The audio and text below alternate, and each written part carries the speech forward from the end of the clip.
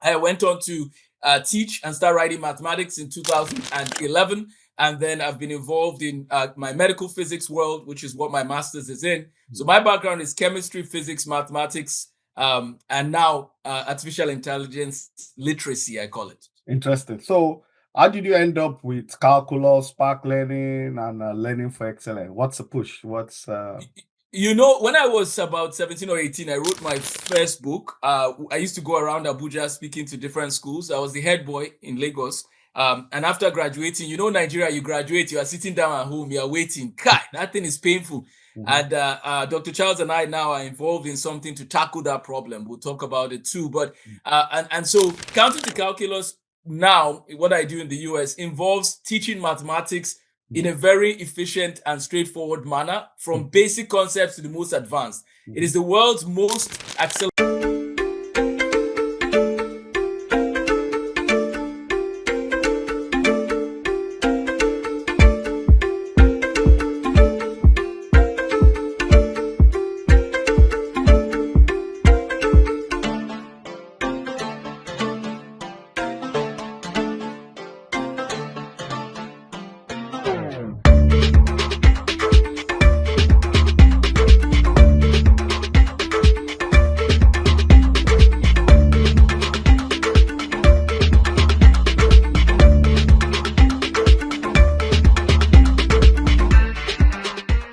Good day, everybody. We're here again. It's another Wednesday. Startup and innovators, we call it. We bring in erudite, technologists, agriculturists, teachers, scientists, mostly of African descent, not necessarily, preferably Nigerians, people that have done very well in their chosen careers, people that have a business, that means they've started something, they are founders, of a business of some sort. Yeah, it doesn't matter if it worked out or not. Show us what you've done, which encourages others. Then we call it startup and innovators. Yeah, you must have innovated something, invention, patent, what have you. So in some cases, we could call them just startups. And in some cases, they're just innovators. In many instances, they are startups and innovators. So today, I have two guests. I've been promising you for a while that I have two guests coming. And there are people that have been here before. They've earned their epaulets by every standard available, but they're doing something extraordinary in Nigeria right now. Yes, motherland Nigeria. Nigeria, the largest concentration of Black people on the planet. We say it. 1 out of every 4 sub-Saharan African is a Nigerian. 1 out of every 6 Black person in the whole world is a Nigerian. Yes, Nigeria needs to develop more than it is. Yes, there have been effort here and there, but it does look like 3 steps forward, 10 steps backward. But then something must give. That's why our two guests, Dr. Charles Orbih and Amos Tarfa, yes, clap for them. Our friends have been here before, Yes, welcome, Dr. Orbih. How are you doing today, sir? I'm doing great. Chief Ade. Thank you for having me. Very, very happy to be here. Of course. And Amos, what's the plan? What's going on? We're doing well, sir. We thank God. Thank you again for having me. Oh, we're so obligated. We're always excited to have you. You always have something going, That's the idea. That's what we like, Okay, let's do it this way. I'm sure there are going to be people that are watching this for the first time that have not been, because our subscribers are getting more and more, The last time you guys were here, we're around the 10,000 subscriber level. We're closing on 14,000 now. So that technically means that we have over 3,000 people that might not have seen you guys in the past. So I'm going to ask you, can you both introduce yourself again, and tell us your educational journey, where you are and all that. Let me start with Dr. Charles. Wow. Well, thank you. Yes, sir. Thank you once again, Chief Ade, for having me here. Like you said, if I recall correctly, I think I was probably the second person when this program started. You were Startup and innovators. Yes, that's a metric I will always remember. and every time I turn around, it's like one person after the other, and so on and so forth. And you have done an amazing work. Thank you, sir. I get it. I don't know where you get all these folks from, but it's been exciting to see all of them coming around. And Amos happened to be one of those people. When he came and he was talking about how he was going to colonize the world with math. And at that time, he was talking about counting to calculus. And And I said, wow, you have a very big dream in terms of reaching 1 billion kids. I think that's what I was talking about at the time. Interestingly, I think not too long, probably a week or two after that, I went to a musical show, and this gentleman plays some eclectic North American music. I think Ciso or something like that is his name. He has a vision too, to reach 1 billion kids with his brand of music. I think I sent the clip to Amos and I said, Yes. hey, maybe you and this guy can work together. You have similar vision. You want to reach kids with music. You want to reach kids with math. And so I asked him, how do you plan to do this? And I think since then, Amos and I have been working, talking about things to do, how to do, when to do, and who to do with. But back to your question on how I started off, obviously, I was fortunate. I would say very fortunate to have gone to one of the better schools in Nigeria at the time I did, Government College, really, that gave me my beginning in life. And I came to the US not too long after that. I went to Oklahoma State, studied engineering, and packed my family at the time in the late 80s, and I said, "Oh, California, here we come!" And we went to Silicon Valley because a very good friend of mine who was in the oil industry, him and his wife said, "Hey, Charlie, you need to come over here because this is where you need to be." Of course, with my brand new degree in electrical engineering, I went to Silicon Valley, but it was very disappointing because once you come out of college, reality hits you. The first thing they're going to ask you, do you have any experience? What kind of experience do you have? And I thought my lab exercises, in building TI products at the time will get me through, even look at building traffic lights and bits and bytes. But that did not cut it, because now once you're out of college, you are competing against people who have a lot of experience. But that did not deter me. I think that what I ended up doing then was, as an engineer, I'm supposed to be in the lab, I'm supposed to be doing design, but I ended up becoming a technical instructor, which was also very exciting for me. And I think the last time I was here, I mentioned that I learned how to be humble pretty quick because, I thought I was going to be doing bits and bytes. This is how you build a computer.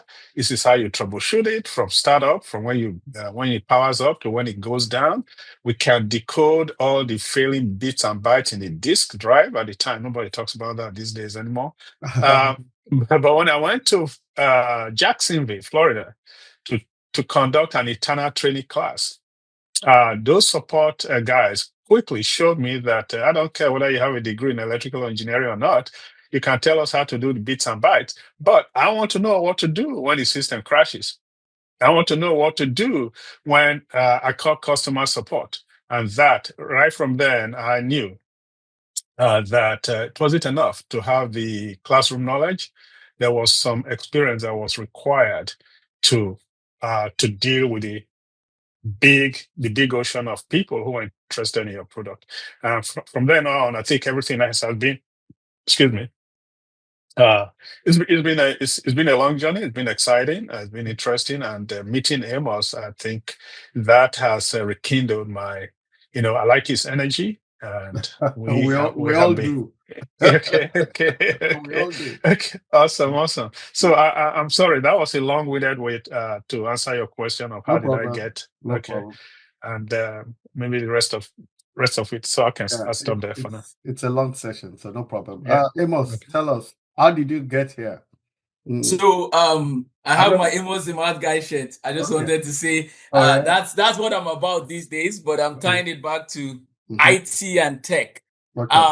So my background is in chemistry. I was going to be a pediatrician. I've always wanted to inspire young people. That's been my passion.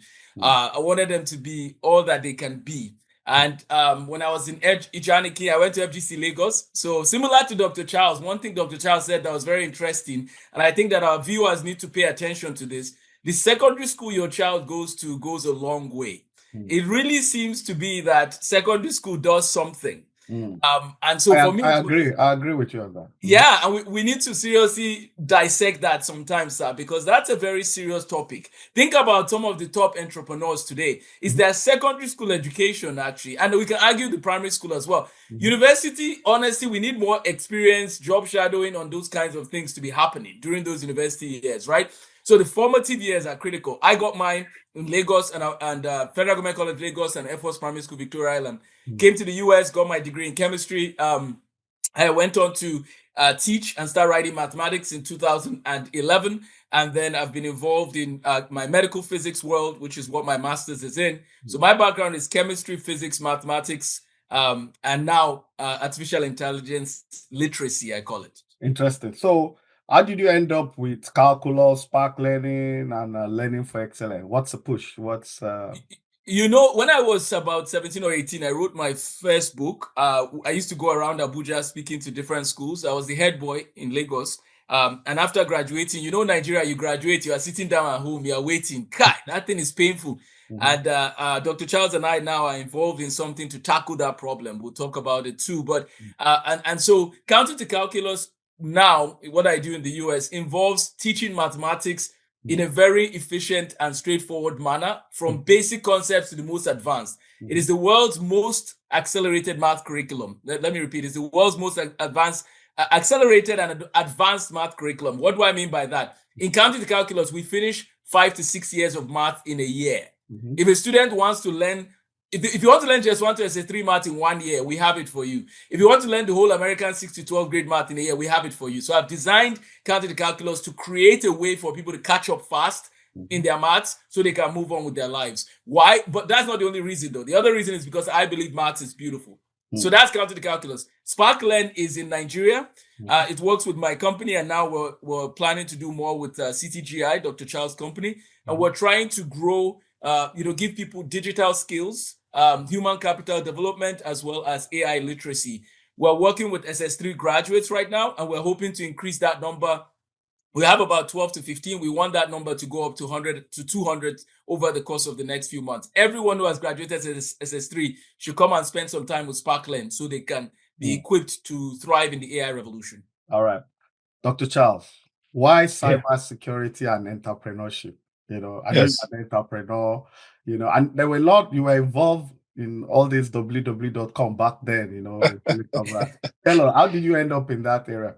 Yes, Before we go to the nitty-gritty of today, I want people to know the caliber of what they got, so end up with cybersecurity and eventually became an entrepreneur.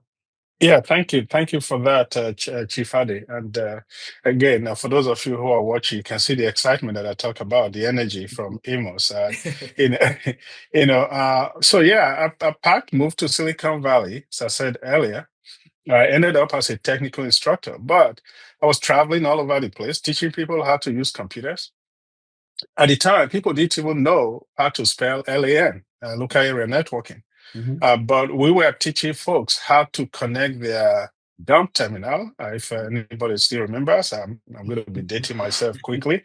If I say WISE, WYSE, for those who remember WISE terminal, used to be that dump terminal that would be connected to an IBM mainframe somewhere. And you crunchy stuff at your desktop and trying to figure out, that has been replaced today with your PC. It has been replaced with your tablet. It has been replaced with your phone. So for the young people we are trying to reach, they have no concept of what a dump terminal looks like. Now, so came to Silicon Valley, and then one day after traveling all over, I was tired. I said, this is not what I went to school for.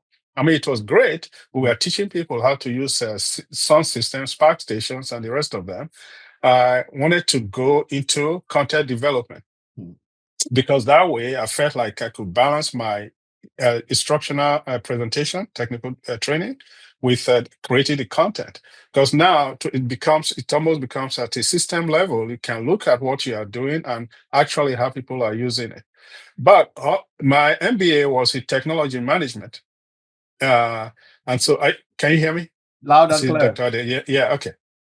And so in that process, I mean, it's almost like an evolution that has taken place over the years, from technical hands-on, dealing with systems, dealing with code, as lead test engineer, making sure that the first evolution of Java, which was actually was tested in the lab I was working at with Sun Microsystems, making sure that the systems can play together to to making sure that when the customers got their product, they got the benefit of what they want. I always tell people I'm not a salesperson. I don't do sales because I don't believe in selling futures.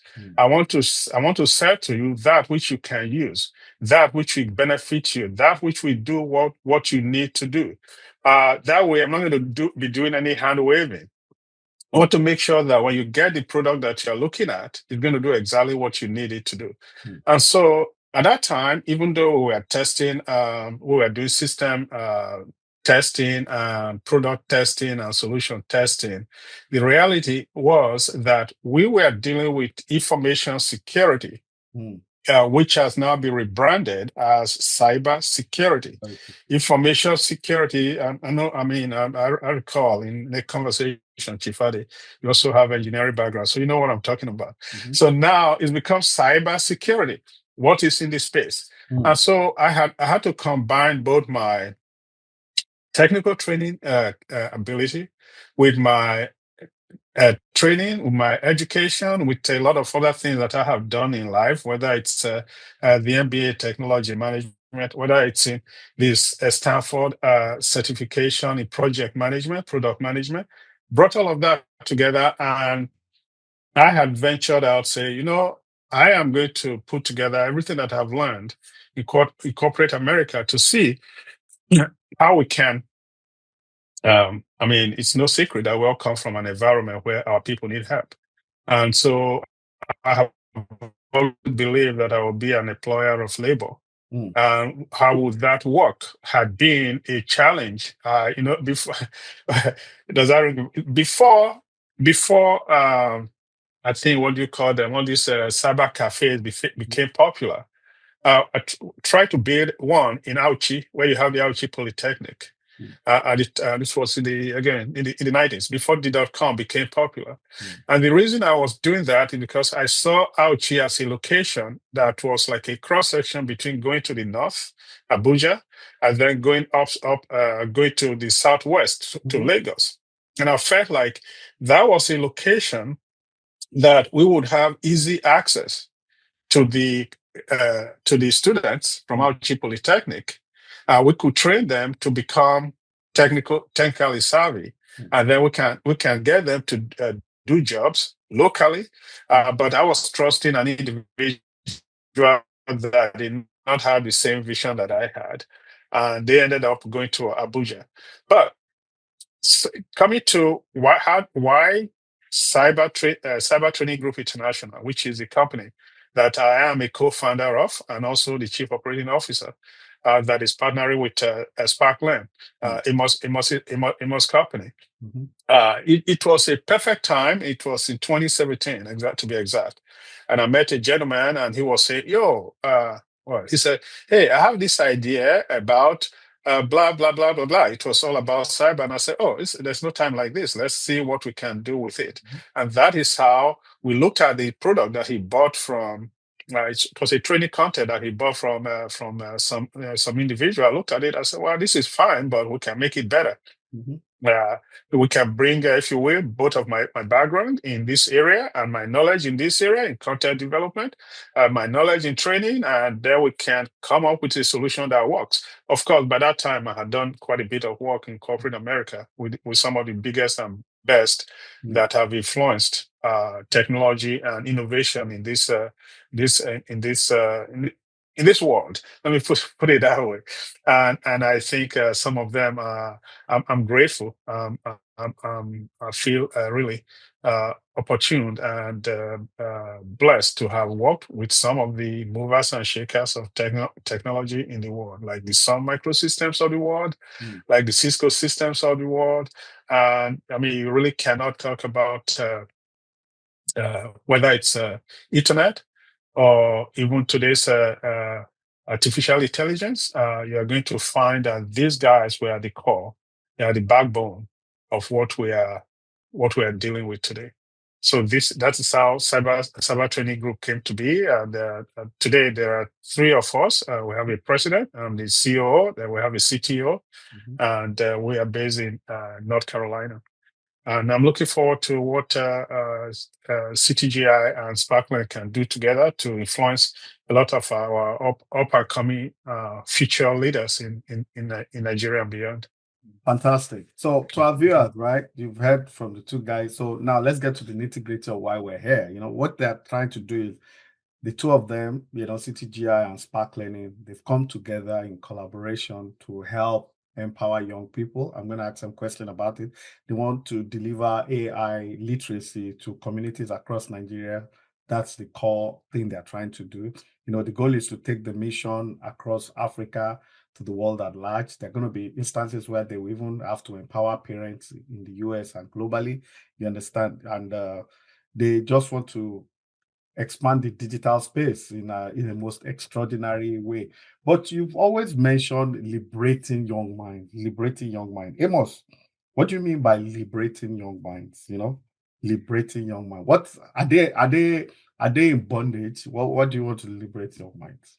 Dr. Charles has to share on that after too, if it's okay. Yeah, I'm going to. You take a minute, then I'll let him. Yeah, I think that Dr. Charles has helped me in many ways to be able to encapsulate some of what I've been trying to say in a more succinct manner, in a more concise manner. Okay. And I think that if I can give a piece of advice to anyone watching, young people especially who want to be entrepreneurs, make sure you get advisors and people that have gone before you, right? That was part of what I thought when I saw that you had started the startup by Innovators. Dr. Charles and I were in the same group, and we started talking. It became clear, for me at that point in my life, I knew that I need people that can give me insight. Insight is key.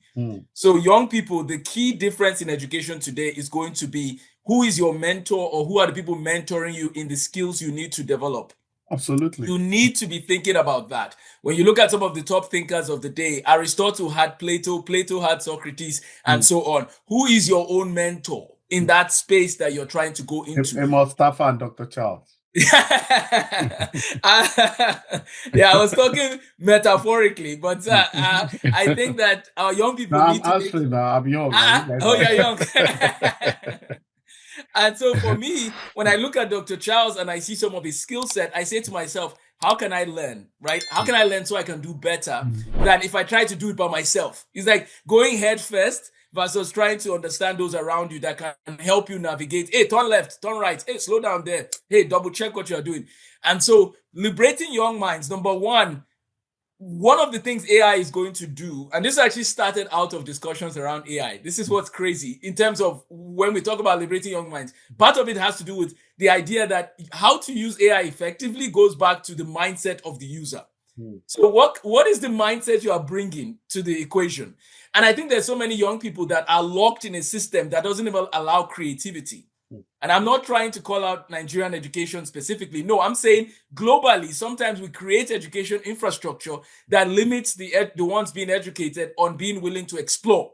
And with AI, you have to be creative. You have to allow if you've not seen certain systems work, it will affect your thinking. Thinking, collaboratively, for example, look at collaboration. This is critical. Look at even, what do you call it? Is it Microsoft and Anthropic? Like Microsoft used to work with OpenAI a lot. Now they've added Anthropic. They're collaborating with more people. That's very interesting. How well are we doing with collaboration in Africa? How well are we doing with collaboration in Nigeria? Or do we trust one another? And I understand that people have concerns. They can be concerns, but sometimes people shut the door and they don't even want to think about collaboration. So I think collaboration is important. I also think that how we view failure. Let me give one more example, and then Dr. Charles can share on this too, because he packaged it for us well. I think that when I look at the issue of failure, in Nigeria, when people hear failure, no, me, I don't want to fail. I don't want to touch failure, blah, blah, blah. But look at Thomas Edison. Look at why is America the way it is today? Do you think everybody who tried everything passed and did fine? Absolutely. There was some failure. But we don't know how to relate to this idea of I tried something and it didn't work. I think we don't have a category for that apart from the fact that it's bad, period. So we have to change our mindset and not allow, okay, this thing didn't work out, therefore my whole reputation and my whole life is ruined. We need to talk about the idea that you need to learn, adapt, and go or move on. So there's some mindsets we have to tackle head on if we are going to flourish in the AI revolution. So I would say liberating young minds involves recognizing that the current education system is not teaching all the skills that are necessary for the young people to flourish in the AI revolution. Fantastic. Dr. Charles, I'm sure you have something to add to liberating No, young I think Amos has captured it very well. He Okay. has said it very succinctly, very articulate in the way he has presented the conversation. What do we mean by liberating young minds? I'm sure you and I and all of us have met people who went to study a particular branch of study because they were told by their parents, "This is who I want you to become. I want you to be a lawyer. I want you to be a lawyer." I'm a perfect example. There you go. Medicine or engineering, they told me. There you go. There you go. And you finish that program, you're not able to go anywhere. You can't do anything with it because that is not what you really want to do. You want to do something else. And so we find that a lot of times I've seen some lawyers who have become IT project managers because they can't do anything with the law they have studied. But they became lawyers because their parents wanted them to be that. And so we want to appeal to our parents. We want to appeal to parents and to the children to say, yeah, we know you have a dream and a vision for your child, but your child has been given, God has given your child, can I say God here? Yes. Okay. He has given your child talent and skills that are unique and specific to that child. And unless they're able to develop those skills and talents that have been given to them, if they work in your vision for them, they are not going to be very successful. And even if they are successful, they're not going to be happy. Absolutely. And so what liberation does for the individual is the fact that you are working in your, if you will, in your calling. You are working in that which makes you feel comfortable. You may not be making a whole ton of money, but you are doing that which makes you happy, makes you fulfilled, and makes you want to become exactly who God has created you to be. And if you can do that with, whether it's in the area of technology, whether it's in the area of I don't know, when I say in the area of social sciences, whatever it might be, we want the children to be able to understand that they can become who they want, God has created them to be, without being ashamed, without feeling like, I think Amos talked earlier about failure. Yep. People are afraid to fail, but the only way you know whether you are failed or not is if you don't try. If you don't try, I mean, I think the saying goes, you're making a decision, not making a decision is actually making a decision. And so the only way you figure out whether you have failed or not is when you hit the wall and you stay there. But you can always get up and keep going because you have a purpose to fulfill. That is how it's part of what we are going to try to share with the parents and the children. And that is, parents, let them become that which who they have been created to be, not necessarily you, because you had your own agenda, you did your thing, but now let them do their own thing. You can guide them, you can point them to opportunities, but let them make the choices for themselves. And if they make the choices for themselves, they are going to be happier people. They are going to feel more fulfilled, and they are going to feel more satisfied and gratified. And I think that's the message we are trying to communicate to parents and children. Yeah, fantastic. Let me just chip in something too, if you permit me. I'm your student. One of the things I've done, I always do. I like to read, and I was reading a lot of philosophy, in the past, and something struck me. One of the books I read, I can't remember who wrote the book. They were talking about obstacle to critical thinking. There were four major. I might not remember all the four, but I'm sure I have like three in my head. The obstacle to critical thinking. One of it was communication. That's language, I think the second one was pragmatism, you understand? And the third one was indolency. If a definition for that, I think should be mental laziness, you understand? I can't remember what the fourth one was, but I know very well that, there were four, and that's even from a philosophical angle. So I'm just trying to to buttress what you're saying. But Dr. Charles, let me come back to you before I go to it. What are the biggest mental, cultural barriers you think young people face, you understand, that really mitigate or that are obstacles to them being liberated mentally, especially from the African perspective? Yeah. Yes, I think this is probably more prevalent in our society, Nigeria, because we're all interconnected, than probably the West. It's also probably very common in the Indian, I won't say in India, because we have a cultural tendency to say that, we respect boundaries. We respect. We are very hierarchical in the way we do things, and so the biggest obstacle that I see a lot of our young people have is the fact that once a senior person tells you what to do, you cannot challenge it. You take it as that is it. Yes, exactly. Yes, and that is a big challenge, and that prevents them from really exploring to see what is out there. I mean, the moment they find themselves, this is why there is so much desire to get out of the environment that seems to hold them down. I went to school, for example. I talked about government college, where there was a lot of bullying in our days, and I particularly did not like it. I did not like the idea that people were being bullied. It was almost, you have to just obey without questioning. You are supposed to be heard. You are supposed to be seen and not to be heard, and that is prevalent in our culture. And I think that the moment we allow the kids, if we allow the kids to express themselves, to question. I mean, you have children, and I'm a parent too. Well, once you tell them, especially in this part of the world, don't do it, they say, why? Why? That curiosity, we need to not to be afraid. We shouldn't be afraid to tell our children why they should not do A, B, C, or why they should not do X, Y, Z. But the moment we tell them why, when they say why, I say because I said so, that even makes the curiosity it sort of becomes a barrier to their curiosity. And they grow up that way, they don't ask why. In fact, it's in a different setting. I think Amos and I were talking about this yesterday also, that when we come out here, we become so, for lack of a better word, timid. When we're in a classroom with a lot of kids from the West, those kids are challenging the professor.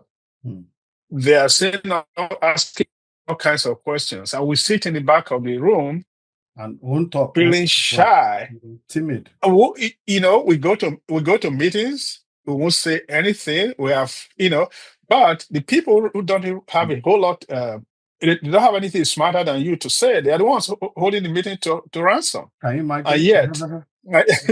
And yet, we that have something to say, because of the way we have we have been brought up, which it's a barrier, it's a challenge that we have to overcome. Allow the kids to express themselves, allow the children to ask questions. I mean, it's not the end of the world if you don't have an answer for them. And I think that becomes, I don't know, but let's go and find out together. And I think our children will respect us even more when we say, I don't have the answer, but I can find out somebody that can help you because I don't know, right?